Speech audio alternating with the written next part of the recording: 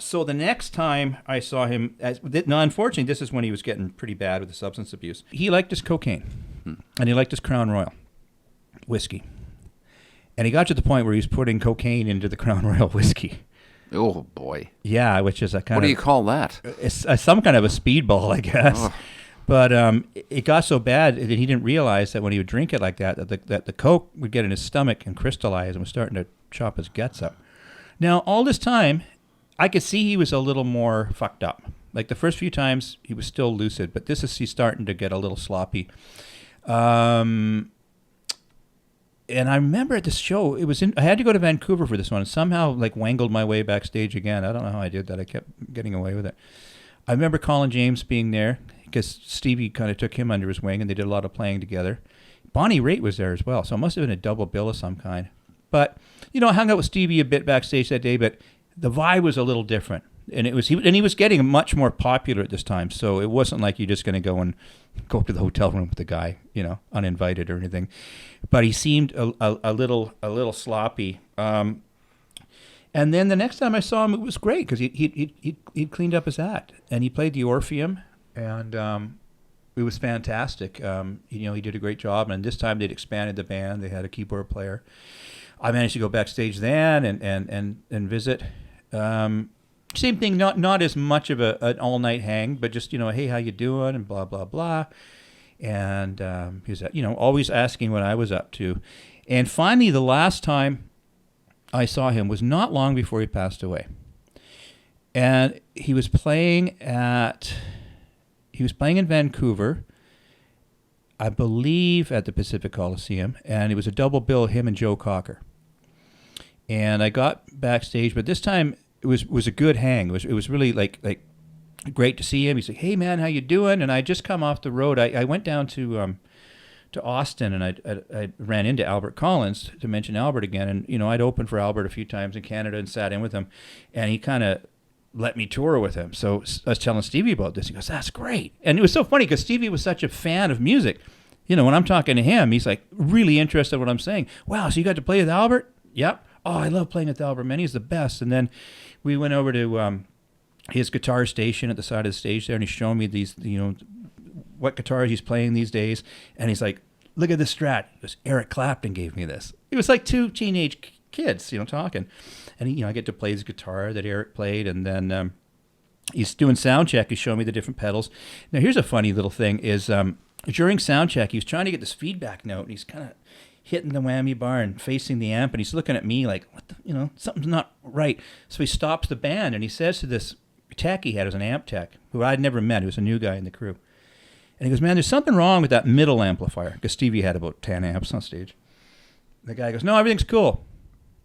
Stevie goes, "No, I think there's something wrong with that middle amp." You can just tell, he kind of looks at me like, "Fuck, buddy, like, I'm not asking, I'm telling, there's something wrong with this amp." And the guy looks up, he goes, "Oh, you're right, Stevie, one of the tubes blew out of it." And Stevie just kind of gives me like the look and shakes his head, right? So Epilogue, a Quinn Martin production. After Stevie died, I picked up a copy of Musician Magazine. There's an article on this amp tech. "The man behind Stevie Ray Vaughan's tone." Yeah, right, buddy. You didn't even know when the fucking amp was blown up. But anyways, I digress. So we had a good hang, and then before the show, we're in the dressing room, and Stevie had just got cassette tapes of some of the rough mixes or approval mixes for the Family Style album that he had just recorded with his brother Jimmy Vaughan. So Nile Rodgers, the producer, had sent them out. So I got to hear all the stuff backstage. And to me, it was just leaps and bounds. That album, just the production and the songs, I was like, wow, this is really fucking good, man. This is gonna be huge. It was a privilege to hear that. But then Stevie was looking at me, and he kind of smiles, and he looks at Tommy Shannon, the bass player, and he goes, "Remember this guy when he first showed up?" He's pointing at me. "Remember he had a hat like mine? He's all dressed up like me." And Tommy goes, "Yeah."